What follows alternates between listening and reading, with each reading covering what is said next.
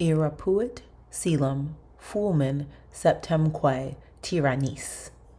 He snatched the lightning from heaven and the scepter from tyrants. A.R.J. Turgot. If you would not be forgotten, as soon as you are dead and rotten, either write things worthy reading or do things worth the writing. Benjamin Franklin. A note from the author. In the spring of 1790, 20,000 people came to Benjamin Franklin's funeral in Philadelphia. Today, visitors to his grave may not even realize how long gone Mr. Franklin has touched their modern lives. Perhaps they've warmed themselves by a Franklin stove, perhaps been helped by local firemen and gone to the post office or to the public library, topped with lightning rods, to check out his autobiography, the first masterpiece of American literature. Or they may have read through their Franklin Invented Bifocals, his bestseller, The Way to Wealth, in print since 1758. If so, and even if not, they may well have money engraved with Benjamin's picture folded in their pockets. And, as folks have for more than 250 years, they might have peppered their conversations with bits of Poor Richard's wisdom. A few blocks away from his resting place is Independence Hall, where he signed the Declaration of Independence, and where later, after working in Europe on the treaty that brought the Revolutionary War to its official end, Benjamin pitched in at the creation of the new nation's Constitution. No other founding father signed all of these critical documents. His life was more than two-thirds gone when he had to give up his valued notion of himself as a Briton. It is a great American that we remember him because he symbolizes so well the ideals of our republic. People around the world, even those who despise the actions of our government, cling to that American dream. The notion of a place where you can live and think freely, where you might strive to better yourself and be of use to those around you, where you might try to be like Benjamin Franklin. When Boston folks walked past Josiah Franklin's shop, they wrinkled their noses. Inside, Josiah was turning smelly beef tallow and sheep fat into soap and sleek candles. When people passed by early one winter morning in 1706, they smiled. Sounds from a window over the shuttered shop told them that Abia, the candlemaker's wife, had a new baby. Devout Josiah, who devoted a tenth of all he had to God, cradled his 10th son in his arms. Surely this child would be a preacher. Surely this child, youngest son of a youngest son for 5 generations, was special. The proud father bundled up his new baby and hurried across snowy Milk Street to the Old South Church, where Josiah and Abiah's little son was christened Benjamin. January 17, 1706. Benjamin's birthday according to the Reformed calendar in use since 1752. I was put to the grammar school at 8 years of age, my father intending to devote me, as a tithe of his sons, to the service of the church. Benjamin Franklin's autobiography. Not long after book-loving Benjamin began school, his dad faced facts. A working man with a big family couldn't pay for a preacher's education. Benjamin's formal schooling came to an early end, but not his learning. That's the great thing to remember about Benjamin. He helped out at the kettles, vats, and candle molds, but Benjamin preferred reading, and he loved to fish or watch the tall ships in the salty water around his seaport town. He loved the water so much that he taught himself how to do what hardly anyone in his time ever did: swim. He made wooden flippers for his hands and attached himself to a kite so he could swim like a speedy, sturdy, brown-haired fish. That's another thing to know about Benjamin. He really was special. Josiah saw how smart and curious his boy was, and he knew a sick of soap and candles, sea-hankering boy when he saw one. He began searching for a trade that would satisfy his restless youngest boy. The doors of wisdom are never shut. Poor Richard's Almanac, PRA, 1755. Josiah and his boy met with James Franklin, one of Benjamin's brothers, and made an agreement. In return for 10 pounds and 9 years of work, forever it seemed to 12-year-old Benjamin, James would give him his keep and teach him an important trade. In a pre-radio, no television world in which words on paper were everything, Benjamin would be a printer. He soon made one of the happiest discoveries any person can make. He and his work were a perfect fit. 1. The typesetter set backward metal letters into a tray called a composing stick. He had to be clever and nimble-fingered. Benjamin was. 2. The columns of type were fitted into an iron frame which was placed on the bed of the press. 3.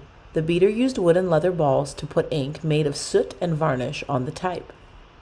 4. While the beater inked the type, the puller, he would pull the press's lever, placed a fresh sheet of paper on the tympan. These boards attached to the ceiling held the press steady. The top of the wooden frame folded down over the paper, tympan. The folded frame was then folded down onto the type. He that has a trade has an office of profit and honor. PRA 1756. 5. Paper and type were slid under the platen, then firmly mashed together when the puller worked the press. A printer did all of these things. He had to be strong and fast. Benjamin was. Printing with movable type was invented in China in the 11th century. The printing press came along in Germany in the 1400s. The printed word put words, ideas, and power into the hands of readers. Readers such as one determined colonial teenager. That's what Benjamin was. Before and after work, Benjamin read books. They fed his appetite for learning as well as his new plan. A printer could publish his own ideas. If they were good and well written, people would read them. Then reader and writer would have better lives. The young writer in training studied the latest London magazines, determined to make his work equally excellent. He copied and cut apart the sentences, rearranged them, and wrote the idea behind each one. Soon Benjamin was eager to show off what he was learning. Writing has been of great use to me in the course of my life and was the principal means of my advancement. Benjamin Franklin's Autobiography. On April 2nd, 1722, the readers of James's newspaper read a letter written by someone calling herself Mrs. Silence Dogood. As soon as they appeared under his front door, James printed the mystery woman's witty letters about such things as her husband's death, schooling for girls, and fashion. Who was this wise lady? The editor's smart aleck kid brother, that's who. James was furious. Benjamin, a smart dog on a short leash, wanted to get away from his bossy brother. He sold some of his precious books for traveling money, and one September night the runaway apprentice slipped aboard a southbound sloop. Benjamin looked at the steepled hills of Boston. Somewhere in the darkness were his family and every familiar thing, there on the shrinking shore. I lived a cheerful country life, spending my leisure time either in some innocent diversion with the neighboring females or in some shady retirement with the best of company, books. Mrs. Silence Dogood, April 2nd, 1722. Hide not your talents, they for use were made. That's a sundial in the shade. PRA 1750. Jas Franklin, printer and publisher, The New England Courant, The Prancing Pony, Tavern. October 6th, 1723. There was no work in the smaller town of New York, so he journeyed on. After a rainy week of hard walking, 17-year-old Benjamin awoke to the sound of church bells. The rising sun shone on a cold, tired, smelly, grimy, hollow-bellied boy just outside the city of Philadelphia. He followed his nose to a bakery where he bought 3 pennies worth of breakfast. He stuffed a yeasty roll under each arm and, as he walked up Market Street, crammed a 3rd bun into his mouth. A round-faced girl standing in her doorway couldn't help laughing at him. I knew no soul nor where to look for lodging. I was fatigued with traveling. Benjamin Franklin's Autobiography. Once he got cleaned up, Benjamin impressed other people too. Mr. Keimer, a long-bearded printer, gave him a job. Mr. Reed, the father of the married girl, rented him a room, and the girl, Deborah, became his friend. And Pennsylvania's governor gave Benjamin an astounding offer to do the colony's printing. That is, if Benjamin had his own shop. Might his father help him set up in business? Benjamin hurried off to Boston to find out. Old Josiah was impressed with his boy, but a teenager running a print shop? No, work and save. That was Josiah's good advice. Back Benjamin went to Philadelphia to his job with Mr. Keimer. Now the governor had another idea. What if he helped Benjamin to go to England to choose and buy the necessary equipment? Dazzled, Benjamin was bursting to show what he could do if only he had the chance and the money. The governor was promising both. As soon as Benjamin survived the dangerous voyages and had his own shop, he and Debbie Reed would marry. They promised each other. A vessel would sail in the fall and he would be on it. Benjamin promised himself that. Diligence is the mother of good luck. The Way to Wealth, 1758. On Christmas Eve, 1724, Benjamin's senses were filled with England. That's where he discovered that the governor's promises of financial help were as empty as his own pockets. He couldn't even buy a ticket home. He found a job, wrote to Debbie, once, and began making friends in London's bookshops, taverns, and talk-filled coffee houses. The powerful young American shocked proper Britons when he swam in the River Thames. He considered starting an English swimming school, but no. When a friend asked if they might open a shop in their old town of Philadelphia, homesick Benjamin agreed. They would return to America. Blessed is he that expects nothing, for he shall never be disappointed. PRA 1739. Apothecary. On his way west in the summer of 1726, Benjamin recorded in his journal his seaweed experiments and the sight of an eerie night rainbow arching over the moonlit Atlantic. With a thermometer on a rope, he took the ocean's temperature and became the first scientist to measure what he called the Gulf Stream. It was a great current of warm water that flowed through the cold sea. And Benjamin wrote down new plans for this time, his thoughts and his money. As soon as the boat landed, a better chapter of his life would begin. He couldn't wait. Those who write of the art of poetry teaches us that if we would write what may be worth the reading, we ought always, before we begin, to form a regular plan and design. I am apt to think it is the same as to life. Benjamin Franklin's Journal, 1726. The colonial governor avoided him. Debbie had married someone else. And soon, after his shopkeeping partner got sick and died, Benjamin was back working at Mr. Kiemer's press, all the more determined to put his plans to work. He started a club for working men like himself who wanted to improve themselves, their businesses, and their city. The members of the junto would talk and write about books and philosophical ideas. Could a person, for instance, make himself perfect? Benjamin tried to. He listed goodness goals, 13 virtues, and tracked his daily progress. He never accomplished perfection, but professional independence? A family of his own? He did win those things. I wish to live without committing any fault at any time. Benjamin Franklin's autobiography. 1. Temperance.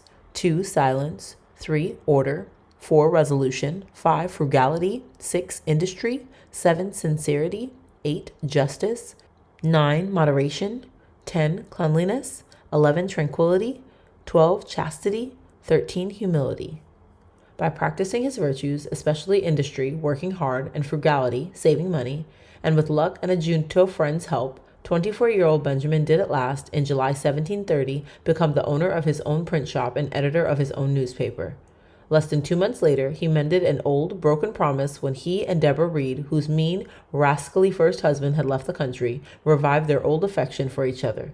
They set up housekeeping and became good partners in their printing and stationery business and in their family, which included Debbie's mother and Benjamin's infant son, William. Who was William's mother? That has been a mystery for nearly 300 years. A good wife and health is a man's best wealth. PRA 1746. In his paper, the Pennsylvania Gazette, Benjamin printed ideas, well discussed in the junto, that set Philadelphians to dreaming of what their city could have if they put their heads, hands, and money together. A library, volunteer firefighters, paved and lighted streets, a hospital. All of these civic notions and more were born in the busy brain of citizen Benjamin Franklin. 3 months after Debbie had their son, Francis, in the fall of 1732, the Gazette announced another new arrival, Poor Richard's Almanac. Folks still repeat Richard's, or Benjamin's, sensible sayings from this information-stuffed bestseller. Its author's life was every bit as loaded with things that interested him, his clubs, his printing and writing, his part-time jobs, colonial assembly clerk and town postmaster, his books, and most of all his family, his 2 much-loved boys. Benjamin could hardly stand it when he lost them.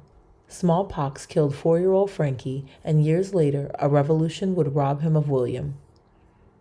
Our Articles of Agreement obliged every member to keep always in good order and fit for use a certain number of leather buckets, which were to be brought to every fire. Benjamin Franklin's Autobiography. Because heat from Benjamin's Pennsylvania fireplace goes out into the room instead of up the chimney, folks who have a Franklin stove don't have to use as much firewood to keep warm. Heat radiates. Heat circulates. Smoke goes up the chimney. Cold air comes in from the cellar. Years of hard work brought Benjamin more time to play with his new daughter Sally, born in 1743. He tinkered with new ideas, such as a better way to heat homes. If he had patented his popular Franklin stove, he'd have been richer by far, but money wasn't as important to Benjamin as understanding life and making it better for people. Besides, his curiosity was lit up with a fire much more interesting than the one on his hearth. The noblest question in the world is, what good may I do in it? PRA 1737. Benjamin in his wig. electricity generating device. Soon Benjamin will invent his own electrostatic machine. Glass rod charged with static electricity. A Leyden jar was part of Benjamin's electrical equipment. It could hold and discharge electricity. The bigger the jar, the bigger the spark, which could electrocute a fly or a chicken or impress the neighbors. On a trip to Boston, Benjamin saw a man make electrical fire. A boy's hair stood on end and crackling sparks flew from his fingertips. Amazed, Benjamin bought the man's equipment. He sent for the latest information from Europe, where electrical demonstrations were delighting all sorts of people. He had to learn everything he could about this mysterious force. I had secured leisure during the rest of my life for philosophical studies and amusements. I purchased all Dr. Spence's apparatus, and I proceeded in my electrical experiments with great alacrity. Benjamin Franklin's autobiography. What was it that could, and did, shock him clear off his feet? And were there, as some thought, two opposing and attracting kinds of electricity? No. Benjamin's great discovery, that electricity could be both positive and negative, was published in London in 1751. Then, on a stormy June day in 1752, with a key and a kite, Benjamin answered another question. Were lightning and electricity really, scientifically, the same thing? Yes. The experiment, which could have killed him, brought worldwide fame and honorary college degrees to Dr. Franklin, the man who captured lightning in a bottle. What did he do with his discovery? He invented something not only useful but life-saving, lightning rods. Atop buildings, they directed thunderbolts that might otherwise set rooftops on fire down a wire and into the earth. Experiments made in electricity first gave philosophers a suspicion that the matter of lightning was the same with the electric matter. Benjamin Franklin's essay, September 1767. The quarrels of greedy European kings were spilling over into the land beyond the American colonies. In wild western Pennsylvania, settlers were being attacked by French raiders and their Indian allies. Benjamin's town was in real danger, so when the colonial rulers wouldn't, he organized a militia and trained alongside his neighbors. When the fighting stopped, Pennsylvanians elected him to the colonial legislature. 3 years later, in 1754, when the worst of the French and Indian wars began in earnest, Benjamin met with other colonial delegates and tribesmen from the Six Nations to plan their fight against France. He wondered, if town folks could defend themselves, if native tribes could unite, why not the colonies? He illustrated his ideas, the first official plan for a united America, with a drawing of a snake cut into colonial chunks. "Join or die," said the caption on America's first political cartoon. His plan might well have kept the Revolutionary War from ever happening, but it was ahead of its time. The 13 colonies didn't trust each other. Their king, George II, over in England, didn't trust the colonies. He did, however, send an army to defend them. Join or Die, Pennsylvania Gazette, May 9, 1754. Benjamin was asked to set aside his efforts to win the war against France. He needed to go to England and pay a visit to the descendants of the colony's founder, William Penn. They owned vast acres of Pennsylvania, yet they refused to pay any taxes to the cash-poor colony. Since Debbie would not risk Sally's life or her own by crossing the deep, cold, stormy ocean, only their slaves, Peter and King, sailed away with the Franklins, father and son. Many years would pass before Benjamin worked to end the sorry, evil practice of slavery. Who is strong? He that can conquer his bad habits. PRA 1744.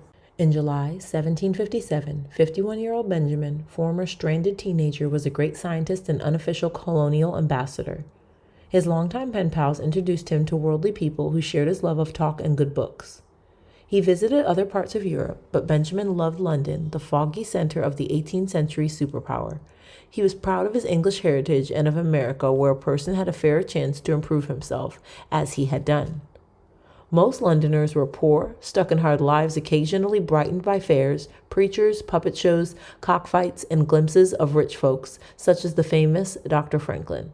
The aristocrats in Britain's government, however, did not care how well-known, well-dressed, and stylishly wigged Benjamin might be. They did not intend to be charmed by a commoner from wild America. It was only after a long legal wrangle that Benjamin wrested a compromise from the snobbish Penn family. Benjamin sailed home in 1762. By then, England had a new young king, George III, and Benjamin had a grandson, Temple. William, like his own dad, did not marry his son's mother.